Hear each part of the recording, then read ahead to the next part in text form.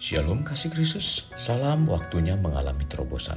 Senang rasanya kita dapat berjumpa lagi. Hari ini dimanapun saudara dan kita semua berada, kiranya anugerah dan damai sejahtera Tuhan melingkupi kita semua.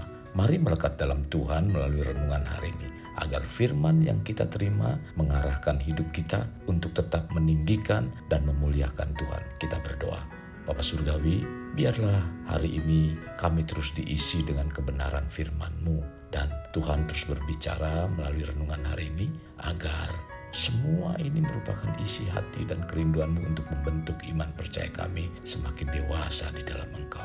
Sehingga kami mengerti tentang setiap peristiwa yang terjadi, bahwa kami senantiasa diarahkan untuk hidup menyenangkan Engkau.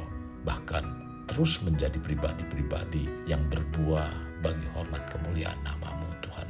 Ini doa kami yang kami alaskan dalam nama Tuhan kami Yesus, kami berdoa. Amin. Melekat dalam Tuhan bertema akar dari asumsi. Firman Tuhan terdapat dalam kitab Yohanes 3 ayat 6. Demikian firman Tuhan, apa yang dilahirkan dari daging adalah daging, dan apa yang dilahirkan dari roh adalah roh.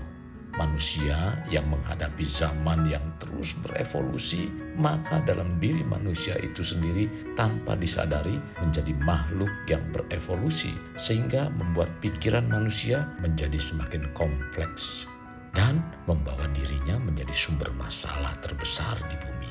Bila kita menggali sejarah terjadinya kehancuran bumi dan alam semesta, mungkin disebabkan makhluk hidup spesies manusia.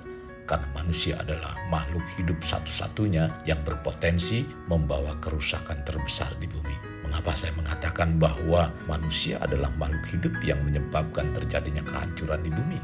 Menyatakan hal ini karena saya mengambil dasar dari awal mulanya manusia ditempatkan di bumi, yaitu di Taman Eden. Taman tersebut penuh dengan kedamaian, keindahan, ketenangan, kreatif, dan inspirasi, di mana semuanya tertata dengan baik dan teratur menjadi kompleks. Tetapi ketika iblis mengembuskan tawaran yang membenturkan roh dan jiwa, iblis memakai cara dengan membangkitkan keinginan jiwa manusia, sehingga di dalam diri manusia berkecamuk atau terjadi konflik intern antara keinginan roh dan keinginan jiwa. Mungkin dasar ini yang menyebabkan konflik yang terjadi tak pernah lepas dari identitas yang melekat pada diri manusia. Munculnya konflik pada diri manusia karena diawali dari asumsi atau dugaan-dugaan yang tidak terakomodasinya kepentingan dirinya. Benih ini muncul dan ada menjadi suatu benih saat manusia jatuh ke dalam dosa. Iblis menyampaikan berita kepada manusia dengan mengutip firman Tuhan yang sedikit menyimpang. Ular atau iblis berkata kepada perempuan itu, tentunya Allah berfirman, semua pohon dalam taman ini jangan kamu makan buahnya, bukan?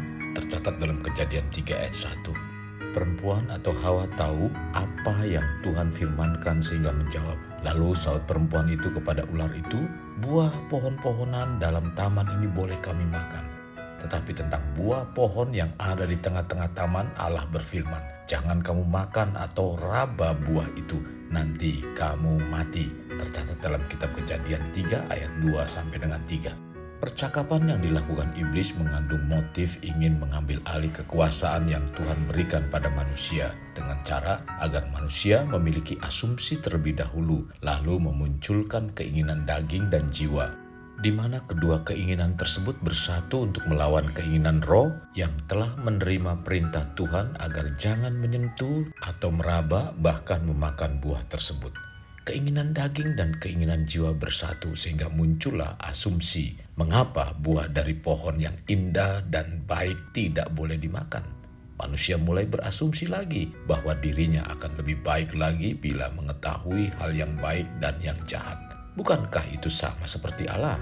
Sesungguhnya iblis membawa manusia berdialog dengannya agar manusia berasumsi sehingga masuk dalam jebakannya, yaitu benih mementingkan diri sendiri dimunculkan. Jadi apapun asumsi dan peristiwanya, bila benih ini muncul sudah pasti terjadi kekacauan. Yakobus 3 ayat 16 mengatakan, sebab di mana ada iri hati dan mementingkan diri sendiri, di situ ada kekacauan dan segala macam perbuatan jahat. Lahirnya kepentingan diri dalam manusia dikarenakan hal tersebut inherent atau melekat dalam diri manusia. Itulah sebabnya para filsuf era modern mengungkapkan dari observasi empiris bahwa manusia dalam segala bidang selalu mengupayakan keuntungan bagi dirinya sendiri atau egoisme. Ini adalah fakta kodrati yang tidak boleh dianggap baik atau buruk secara moral. Perspektif kepentingan diri ini berawal dari pemikiran Bernard de Mandeville pada tahun 1670 sampai dengan tahun 1733 yang mengumpamakan tentang koloni lebah yang bekerja masing-masing dengan dorongan alamiahnya untuk memenuhi kebutuhan sendiri-sendiri. Berbicara tentang kepentingan diri, ada pemikiran yang lebih ekstrim dari seorang yang bernama Jeremy Bentham tahun 1748 sampai dengan tahun 1832 yang mengasumsikan manusia digerakkan oleh pengejaran atas kenikmatan dan penghindaran atas rasa sakit. Apa yang baik sama dengan apa yang nikmat dan apa yang buruk sama dengan apa yang sakit. Kekasih Kristus, bila kita cermati tentang asumsi atau praduga, memang itu bukanlah suatu yang salah, tetapi itu juga harus mempunyai landasan kebenaran yang jelas dan pasti agar kita tidak terjebak di dalamnya. Hal yang harus diingat oleh kita, bila akar dari asumsi yang kita utarakan mengutamakan untuk mementingkan diri sendiri, lambat laun akan terjadi konflik. Kekasih Kristus, mari kita alami terobosan hidup. Untuk mengalaminya, mulailah dengan mengenal prinsip-prinsip kerajaan Allah serta menjadi warga kerajaan. Kita berdoa. Bapa Surgawi, terima kasih buat renungan yang Kau sampaikan pada hari ini. Biarlah kami terus dibawa untuk semakin melekat di dalam Engkau, sehingga kami memahami peristiwa-peristiwa yang terjadi dalam kehidupan kami, supaya kami tidak berasumsi, sehingga di dalam asumsi itu kami salah di dalam menilai. Tuhan, pimpin kami bahwa iman kami semakin dewasa dan mengerti tentang apa yang Tuhan sedang kerjakan dalam setiap kehidupan kami. Tuhan, kami rindu hidup keimanan kami itu semakin dibawa bertumbuh dan terus bertumbuh di dalam Engkau. Sehingga apapun yang terjadi, Tuhan, kami tetap percaya bahwa Tuhan adalah Tuhan yang dahsyat, Tuhan yang luar biasa. Pimpin kami supaya kami senantiasa memuliakan Engkau, meninggikan Engkau, bukan mementingkan diri kami sendiri.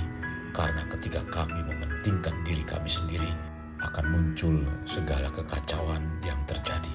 Tuhan, kami bawa doa ini bukan hanya untuk diri kami, tetapi juga keluarga dan teman-teman kami untuk terikat dan terus berakar di dalam Engkau.